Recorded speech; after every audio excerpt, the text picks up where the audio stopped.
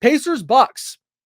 Game one here, much like what we saw in Mavs Clippers, star player out for the home team, and they deliver an ass kicking nonetheless. Giannis still out in this one, but the Pacers come back, pick up a nice win on the road. What did you take away from this one? I mean, Pascal Siakam was just the best player on the court tonight, man. And I was really impressed with Indiana's ability to get Milwaukee in transition and out and running. Like, that to me is the recipe for Indiana winning games in this series, man. And that's how they won in the regular season. Turn this thing to a track meet and let the old dogs get tired in Milwaukee, man. Like, I'm trying to run Milwaukee to death every single series. And the thing with Milwaukee, too, is they have a significant lack of an interior play finisher, bucket getter. Oh, yeah. There's really nobody, that can really swing the game on the inside. And that's an advantage that without Giannis on the floor, Indiana has in Pascal Siakam. They beat Milwaukee in points in the paint, 52-36. They outrun them 14-5 in fast break points. And Siakam just kept getting downhill, man. I think I underrated how important of a trade deadline acquisition Pascal Siakam Fantastic move for this team in terms of a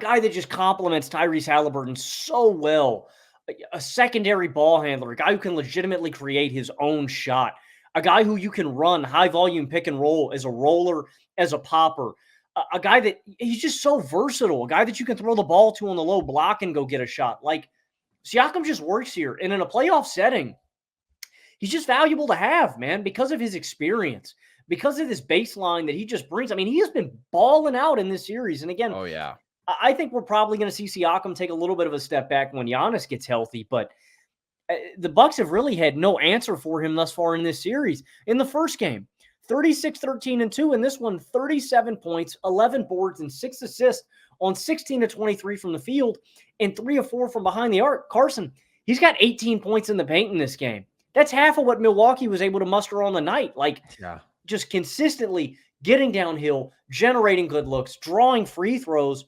And because of this, it opened up the outside game for Indiana, man. Indiana shoots 8 of 38 in game one. They shoot 16 of 36 from behind the arc in game two, man. And the Bucks just can't slow anybody down. It was really important. Milwaukee did the tough thing. Milwaukee won a game without Giannis. They handled the hard part. You had to stave them off, right? You couldn't give Indiana the crazy lead. And so luckily for Milwaukee, they did their job. Now you're just sitting here, fingers crossed, that Giannis is going to come back at close to 100%, that he's going to be ready to go and to give you 30 to 40 minutes, and is going to be really impactful on both sides of the ball. But I think Indiana's got a really good formula, man. I think they're deeper than Milwaukee. They just have more guys that I like. I think they have way more offensive weapons that really swing a game. And they've got a key, man. That key is getting this old Bucks team out in transition and running them and working them and keeping the tempo up, man. I think they got a lot of guys that can really abuse that formula. But big props to Pascal Siakam. I think through 2 games, he has unequivocally been the best player on the court in this series, man, and has been the reason they're up. There are other things on the margins that I think Indiana did really well. I think Haliburton was better. I think Turner shot the ball better. You got good Nembhard minutes. There were other things on the margin, but running this Pacers train, leading the pack is Pascal Siakam, man. He's been balling out. Yeah, you talk about him being the best player in this series. Dame has been really, really good too. I think those two have basically been going toe-to-toe, both balling out. But this is why you made the Siakam trade, man. And I loved that move. And I think there's a lot of teams that are probably kicking themselves passing up on opportunities over the last 2 years. Golden State. We know that Dallas was strongly rumored for a time. Like, this is a dude who basically every team can use, a big mismatch attacking forward who can run inverted pick and roll for you, who can finish as a roller, who has been incredibly effective as a mid-range shooter in this series, who even in this game is knocking down his pick and pop threes and his spot up looks, one of the best transition scorers in basketball. Like, a man who can impose himself physically and athletically like that, but then also deliver the touch shot making and the decision making and do it in so many different ways. Really, really valuable in a playoff environment like this, especially when Hallie is still being passive. This man was just sealing off every mismatch that he could. And you gave him a cross match in transition. He was going to get a bucket on that little guy. And he was shooting over the top of everybody. Like, this is the thing. Milwaukee's defense is not good, man. And they did not defend well in game one. Indiana missed a lot of open threes in game one, a ridiculous amount of open threes. In fact, I have this stat here. Shout out Hoop Venue tweeted this out. They shot 6 of 31 on wide open threes in game one. Like, it was an exceptionally rough shooting performance for them, considering the quality of looks that they got. That shooting came through in this one. Miles Turner was significantly better, right? Just the entire supporting cast was much better, but Siakam is the guy who is just consistently creating great offense for himself and others. Cause I mean, he's only going to be able to go at Dame out of the post so many times before Dame starts just gambling, right? Just starts taking risks, trying to poke the ball out. And that happens in this one. And then Siakam stays composed, kicks out to Miles Turner for a wide open three. It was fantastic from him. They played fast, as you mentioned, which is a key. Like, this is the ultimate pace and space offense, man. And that was another reason Siakam is the perfect pairing for Tyrese Haliburton, because this team needed that dimension of interior finishing and physical imposition. Hallie is so much a skill-based player, right? The pull-up shooting, the decision-making as a passer. What they didn't have was that consistent interior big forward. That's what Siakam is. But then he can also play with and without the ball, and he plays with pace really well, which is exactly what Indiana wants. Like, he's just such a great fit. He's been so efficient, so productive since joining Indiana, and really awesome to see him playing at this level. The Bucks ultimately cannot stop them, and they're not going to be able to stop them, certainly without Giannis on the floor. Like, we've seen the different matchups they try with Siakam. Brook is just too slow. Everybody else is basically too small to offer real resistance. Giannis will be the best counter to him, but right now you're just taking care of business. You're trying to win this game without Giannis out there, and Indiana did that, and that's a win for them, obviously. I also thought Hallie made the right decisions in this game. He mostly made the right decisions in the last game. He's still mostly passing out of these looks pretty quickly in pick and roll, very actively trying to create looks for shooters.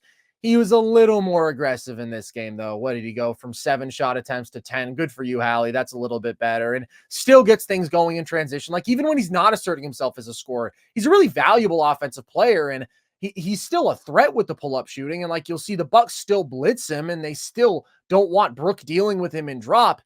I just want a little bit more out of him. I want a good bit more out of him, actually, because we just know how special he can be. And I get that he's been a different player post hamstring, but a little more than this at the very least, Hallie would be nice to see. Andrew Nembhard, you mentioned, I've always been a fan of his. He stepped up. Like, it was just so much better from Indiana across the board offensively, because that's always how they were going to win this series. They don't get stops, really. They're never really going to get stops, but it was an uncharacteristically poor finishing performance from them in game one, and an overly passive Hallie performance. For the Bucks, like, they still had a fine offensive game, but this was my vision beforehand. It's like, Indiana is going to be the team to get the easy shots, right? They have the best athlete on the floor. They have a lethal pull-up shooter, and then they just have shooting all around, and they play fast, and that's where you get easy looks out in transition.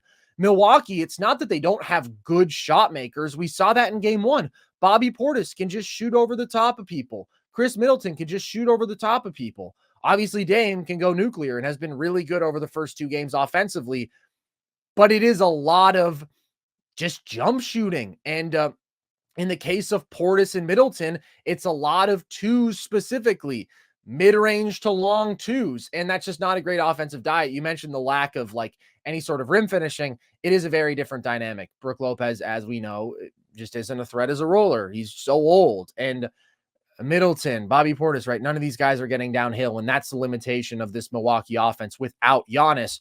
But Dame is balling. Like, he is putting on that vintage Dame high pick and roll clinic. You set me a screen at the logo, I'm pulling from 27, and I am just banging those threes over and over. And he was active off ball in this game. So the key takeaway to me, really, for Milwaukee is, okay, you split the non-Giannis games, even though you give one up at home. I think that's probably a win overall, because Indiana is better than you when Giannis isn't on the floor. And Dame playing like this makes you the second best team out east. Like, this is a lethal offensive player. this is one of the better half-court shot creators, one of the better half-court offensive engines in the game. That's what you need if you want to make noise. I'm not saying we're going to continue to see this Dame. This is a defense that offers very little resistance, but seeing him mostly replicate that game one performance at the very least was encouraging. The only thing that's been discouraging, and I'm not going to hold anything against him from game one in the second half because that game was over. Anybody who was watching that knew that he didn't need to score in the second half. I worry about this burden and just Lillard being able to exert himself into the third and the fourth quarter. I thought it was kind of evident in this one. And not the fact that he wasn't getting to his looks. Like, Lillard was turning the corner and getting downhill in the fourth quarter. But, he makes his last field goal with 3 minutes left in the third quarter. And he just really struggled to finish through contact late. And, another shooter, Brook Lopez knocks down 6 of his threes in this game. Shout out, man. But again, they're so limited and predictable without Giannis and old. Yeah, and old. And slow. It's just an uphill battle for Milwaukee, especially without Giannis. And Dame, Carson, I know that we did this list a long time ago and he was on your list. I can't remember if he was on mine. Dame is just one of the greatest shooters ever. Oh, yeah. It is some of the corner fading three, hit left side. For a right-hander, I love that shot. I'm left-handed, man. I love shooting a fading left, like a corner three. That's an awesome one because you can just kind of line it up with the backboard and you're not putting much on it. He's doing that right-handed fading all the way out of bounds. The way he can just explode out of that first dribble and then immediately slam on the brakes and hit those threes. Dame is just one of the greatest shooters of all time, and it is encouraging. That's the one thing about these first two games. Giannis may not be out there, but they have allowed Dame to take so many shots that he is just in one of those rhythms where I can imagine next game he comes out and he is just nails out of the gate.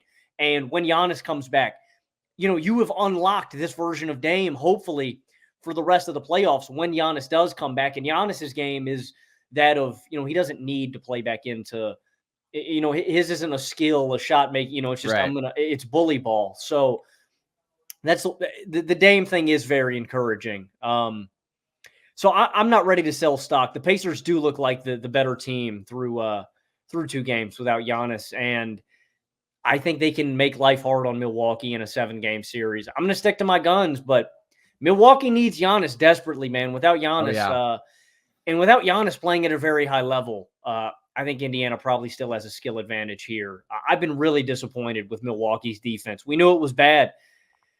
Man, dude, they just have nobody. They have nobody who can go out here and get stops, man. I don't think Rick Carlisle would date the Bucks either, man. No, he would not. He would not. There is some poor defense being played in this series, but Indiana is the much better offensive team when they're going, and this is going to come down to when Giannis can come back. Like, now that you've lost a game at home, do you start to push the timeline here because you won game 1 without him? Like, obviously that is a big success. Now you go to Indiana without Giannis. I don't like your chances there. So that is ultimately going to be the key factor in this series. When do we see Giannis? What version of Giannis do we see? But I agree, like, getting Dame in this rhythm, and maybe this doesn't happen with Giannis on the floor. Like, I don't know, maybe just not giving Dame the reins to this extent. He doesn't establish this sort of rhythm. But ultimately, I think there's going to be a couple keys for Dame. Number one, how consistently can he get a step? How does he finish around the rim? Because the pull-up shooting, although it was less efficient this year than in years past, like, we know that he's special there. And also, that becomes more dynamic when there is the threat of him getting downhill on you and it's not the same predictable actions over and over again. Oh, Dame pick and pop. We know that one of these guys is going to shoot a 3. It's not all that difficult to guard. He's had a bit of that downhill element going, and it's just made him great all around. And then also, like, do they figure out the 2-man game with him and Giannis? I don't expect them to get it all going at this point. That would be crazy. But, like, can they get more out of it than they have up to this point? Can they establish more of a chemistry between those two? If that happened, then the Bucks would be a different team. They would be closer to the team that we visualized preseason. I'm not ready to wipe away all the concerning stuff that we've seen. And obviously, like, this is a game that they lost convincingly, but just seeing this version of Dame is a good thing. Indiana's tough to stop, though. And Indiana's really tough to stop if you don't have Giannis out there.